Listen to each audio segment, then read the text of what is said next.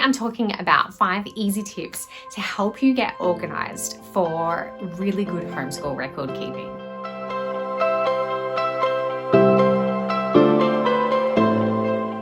If you're new here, my name is Tiffany and this is Hinterlife Homeschool. My channel is all about motherhood, homeschooling and organisation. So if these things interest you at all and you haven't already, I'd love you to subscribe. Okay, so tip number 1 is simple systems work best. So this is really coming down to the fact that I don't do well with complex systems. I'm good at setting those kinds of complex systems up. I'm just not good at following through and actually completing those complex systems. I just like looking at them and going, wow, that's really satisfying, but it doesn't work for my brain. I need things that are quick and easy and not complicated because my life is quite complicated. There are lots of things going on and I just need to know exactly what I need to do in that moment. And it doesn't need to be too difficult. Like we don't need to overcomplicate these things for ourselves. So starting with one folder per child for the documentation that you need for that year. So if you need to provide a big portfolio, then get a big folder that will accommodate that. Do all of the labeling up front. Have it ready to go because it is so empowering. When you have it ready, you're not going to be putting random pieces of paper into a pile over in the corner and then such and such accidentally spills paint all over it or water all over it or whatever it is. These things do happen. So you're putting it straight into the folder. If that piece of work that your child's finished, you know you need to provide that as in your portfolio, then put it straight into that folder in that moment straight away. So having your folders ready, label them for the year, label them with your children's names and have the dividers ready if that's what you need to divide up certain outcomes or certain subjects or however it is that you do your end of year assessments. For me, it's literally just samples. So we just have English, math and another subject every year. I keep them for that period of time until I've heard back from the authorities that everything was all good. And then I might pull out a couple of things that the kids want to keep and the rest can go away. Tip number 2 is plan your year. So once you've done your folders, you can actually plan out what you need to provide for that year. So for me, I know it's English, I know it's math, and I know it's another subject. So I'm going to nut out what I actually want to do for those things. So for me, I need to do 3 samples at the beginning of the year and 3 samples later on in the year. So they're not too close. You know, they need to be at least a couple of months apart to show a decent level of progress and they need to be fairly comparative. So this really just helps you to be intentional with your year and make sure that you have that sense of control over the things that you can control. We can't control everything that happens throughout the year, but if you know you've already planned out the things that need to be done, you can involve your kids in those decisions if they're old enough. I certainly do. I go, you know, these are the kinds of projects. Do they sound good for you? And, you know, that's something that we do. We actually talk, we go a step further and we talk about which curriculums we want to do. So they're aware of what kind of curriculum we're covering, what sort of school stuff, books we're reading, all that sort of stuff. So everything's already been pre-approved for my kids. So I'm not going to be running into roadblocks down the track with them refusing to do something that I had planned as a sample because it's already been kind of, you know, they've been in the loop with the decisions. And I definitely think that helps with making sure it's stress-free. The way that I set them up in Freely is I ensure I have a system that kind of allows me to make sure that I'm answering the kinds of questions that the authorities would want to know the answers to. So in my observation notes at the end of each lesson, I have a little section, just a prompt that I've just copied and pasted. I've used over and over and over, and it's part of my routine now, and it's just an observation prompt. So I know that I need to explain the story behind the lesson and attach the photographs that show that story.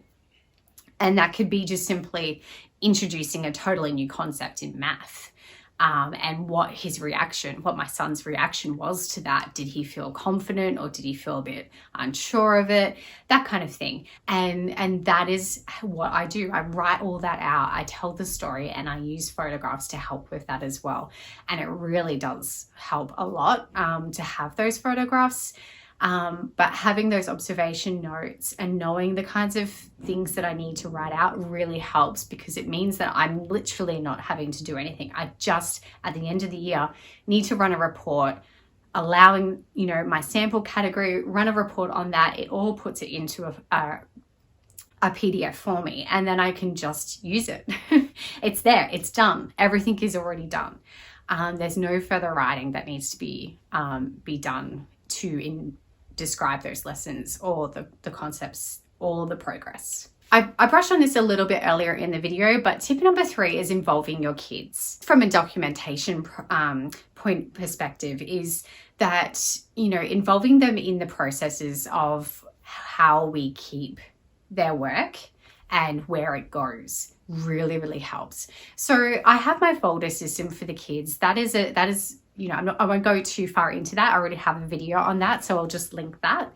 But we do have a folder system, and all of their finished work, the loose paper, goes into folders in that folder system. Now, very rarely do they get completely full that we need to take them out and put them into our basket. So the basket is really just full of books that are finished or projects that don't fit in the folder system. So the kids know exactly where things are supposed to go. Everything is labeled. And I think that's really important. If you're expecting kids to remember a system, you have to label it. For me, that's the only way for them to remember. So that's my tip with involving the kids in your documentation, so they know what they're doing, and they know if they want to go through and have a look at the work that they've completed, that's where they go, that's where it lives. And we respect that system, and everybody is aware of it. Number 4 is make it work for your homeschool. So my system might not necessarily work for exactly how you homeschool, or the kinds of rules that you need to follow for your reporting or portfolio assessments at the end of the year.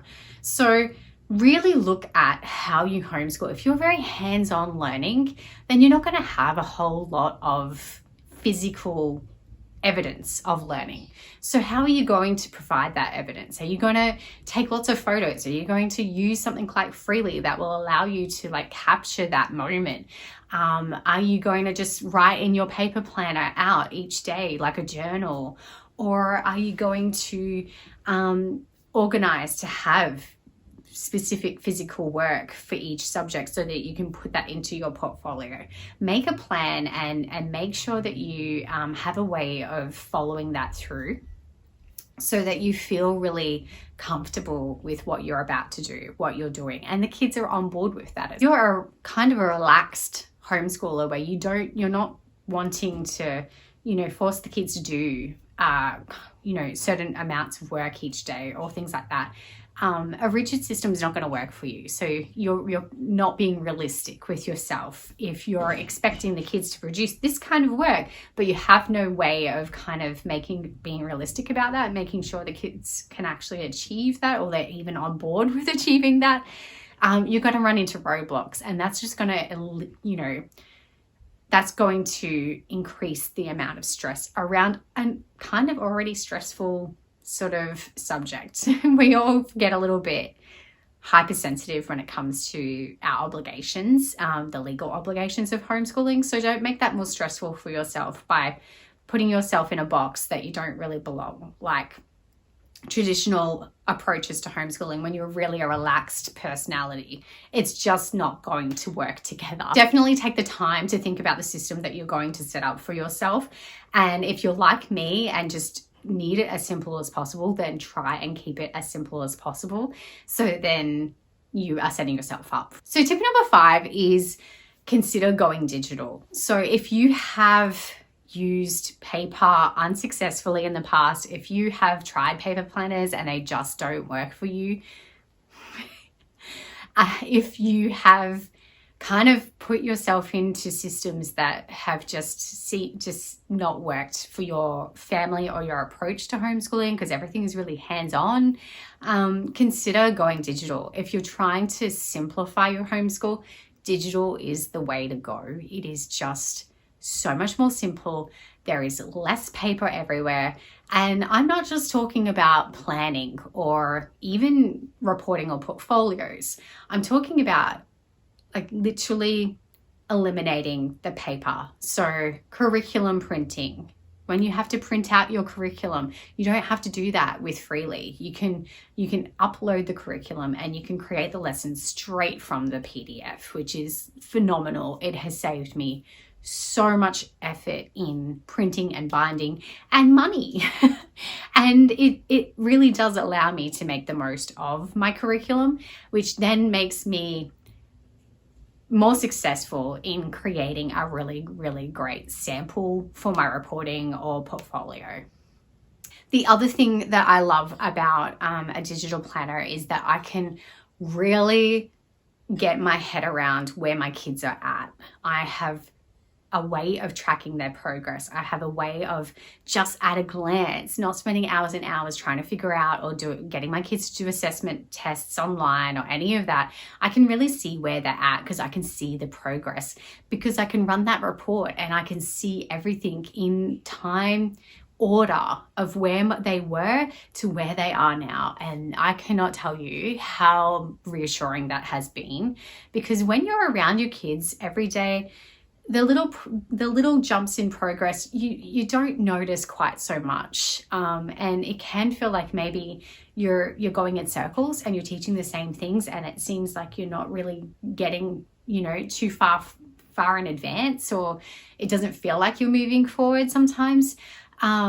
But being able to like track that and go through all the photos and see all the work that's been accomplished and the observation notes and all of that has been such a gift to my mental health, my mental state, and just my confidence in being able to feel like I'm really teaching my kids and I'm really helping them understand things, and that we're on this beautiful journey together.